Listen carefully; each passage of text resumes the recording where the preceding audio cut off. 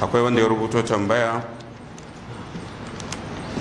idan na ce Allahumma salli ala Muhammadin wa alihi wa sallim, shin na yi salati?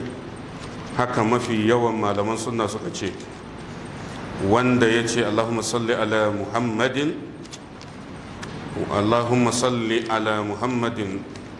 wa ala alihi wa sallim, ya yi salati ga manzon Allah. Mun sha magana a kai, akwai wadanda ke ganin wai babu salati sai ibrahimiyya. Wannan jahilci ne, babu ko shakka.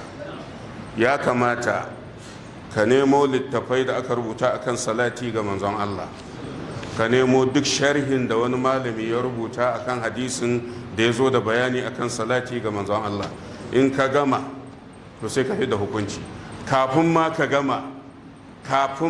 gama nazarin hadisan da littafan, wallahi da ka sani cewa salatul ibrahimiyya ba ita kadai bace salati a sunnar manzon Allah. illa dai abinda manzon Allah ya karantar da mu, ba ka da ikon kai wani salati a sallah sai ibrahimiyya, domin ba a samu wani salatin da annabi ya koyar a yi a sallah ba illa wannan.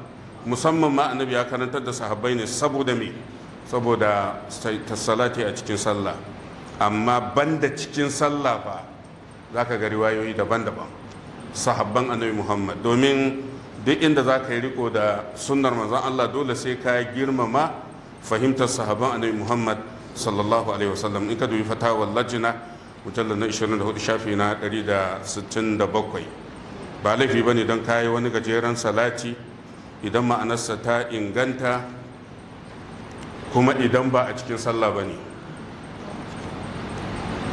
to sai